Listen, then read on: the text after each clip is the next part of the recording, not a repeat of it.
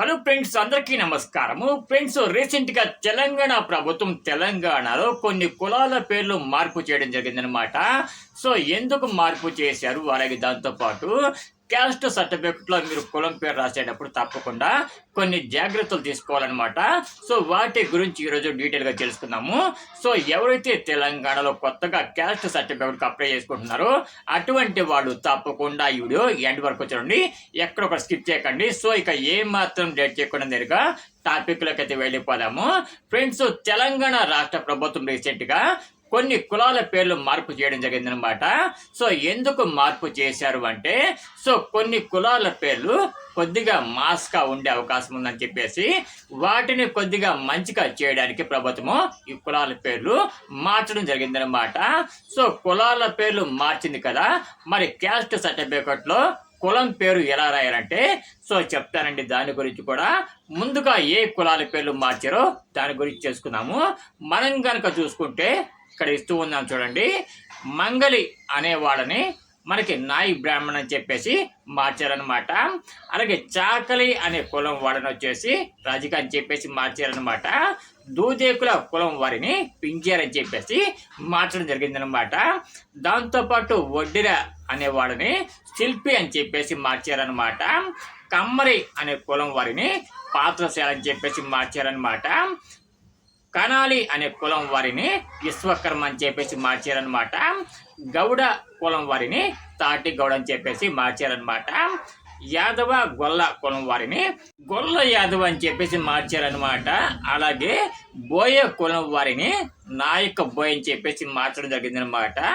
అలాగే బెస్త వారిని అంటే మత్స్యకారుని వచ్చేసి మత్స్యకార అని చెప్పేసి మార్చారనమాట. ఆ పేరును అలాగే ఉంచారనమాట, ఎటువంటి మార్పులు చేయకుండా. ఇక డక్కలి వారిని డక్కలిగానే ఉంచారండి, అందులో ఎటువంటి మార్పులు చేయలేదు. పాండవులని పాండురాజులుగా మార్చారనమాట.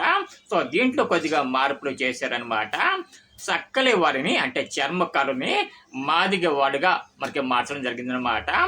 ఇకపోతే ఆరేకుల జాతికి చెందిన వారిని మనకి ఆరే కళాకారులు అని చెప్పేసి మార్చారనమాట. అలాగే మనం కనుక చూసుకుంటే తురక కమ్మరి వారిని లోహ కళాకారులు అని చెప్పేసి మార్చారనమాట. అలాగే దాంతోపాటు ఒగ్గు కమ్మరి వారిని ఒగ్గు విశ్వకర్మ అని చెప్పేసి మార్చారనమాట. ఈ విధంగా కులాల పేర్లు తెలంగాణ రాష్ట్ర ప్రభుత్వము మార్చడం జరిగిందనమాట. దీనివల్ల మనకి ఎటువంటి ఉపయోగాలు ఉంటాయి, అలాగే దాంతోపాటు కులాల పేర్లు మార్చారు కదా, మరి క్యాస్ట్ సర్టిఫికెట్లో కులాల పేర్లు ఎలా రాయాలో ఇప్పుడు తెలుసుకుందాం పదండి. కులాల పేర్లు మార్చడం వల్ల కొద్దిగా మనకి కులాల పేర్లు అనేవి క్లాస్గా కనిపించడానికి అవకాశం ఉందన్నమాట. అంతేకాదు, ఎవరైతే క్యాస్ట్ సర్టిఫికెట్ తీసుకుంటారో అటువంటి వాళ్ళు కొత్త కులం పేరు అయితే రాయాలన్నమాట, పాత కులం పేరు కాదండి.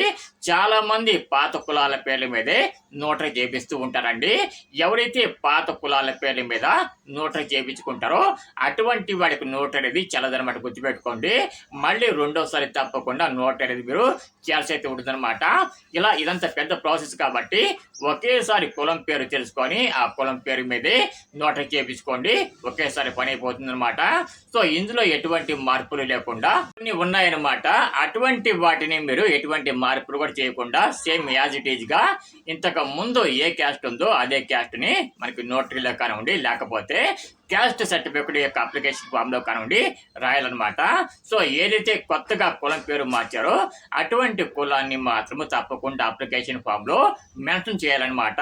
ఎందుకంటే ప్రభుత్వం యొక్క సర్వర్లో కూడా కొత్త కులాల పేర్లు అప్డేట్ అయ్యాయి కాబట్టి పాత పేరు కనుక మీరు రాసినట్లయితే క్యాస్ట్ సర్టిఫికెట్లో తీసుకోదనమాట, వాళ్ళకి ఆ కులం పేరు అనేది అర్థం కాదనమాట. అందుకే తప్పకుండా కొత్త కులం పేరును మెన్షన్ చేయాలండి అప్లికేషన్ ఫామ్లో. ఎవరైతే కొత్తగా క్యాస్ట్ సర్టిఫికెట్ అప్లై చేసుకుంటారో అటువంటి వాళ్ళు తప్పకుండా మీ యొక్క కుటుంబ సభ్యుల్లో ఎవరికైతే క్యాస్ట్ సర్టిఫికెట్ ఉందో అటువంటి వాళ్ళ యొక్క క్యాస్ట్ సర్టిఫికెట్ ని మనకి ఇంతవరకు కూడా ప్రూఫ్ గా పెట్టుకోవాల్సి అయితే ఉందన్నమాట. అంటే మీ కులంలో ఎవరైనా సరే ఒక కులం వారు సర్టిఫికెట్ కలిగి ఉంటే వాళ్ళ యొక్క సర్టిఫికెట్ తీసుకొని వచ్చేసి మీరు కొద్దిగా ప్రూఫ్ అయితే పెట్టుకోవాలన్నమాట. సో ఇకపోతే ఎవరైతే కుల సర్టిఫికెట్కి అప్లై చేసుకుంటున్నారో అటువంటి వాళ్ళు తప్పకుండా ఆధార్ కార్డుని తప్పకుండా ఇవ్వాలండి. దాంతోపాటు కరెంటు బిల్లు జెరాక్స్ కూడా ఇవ్వాలన్నమాట. దాంతోపాటు నోటరీ కూడా చేయించుకోవాలన్నమాట. ఎవరైతే తెలంగాణలో ఈ కులం సర్టిఫికెట్ అప్లై చేసుకుంటారో అటువంటి వాళ్ళు తప్పకుండా ఒక చిన్న లెక్క అయితే వేయండి. అంతే కాదు, ప్రతి ఒక్కరు కూడా తప్పకుండా మీ ఫ్రెండ్స్ అండ్ ఫ్యామిలీ మెంబర్స్ కూడా షేర్ చేయండి ఈ వీడియో.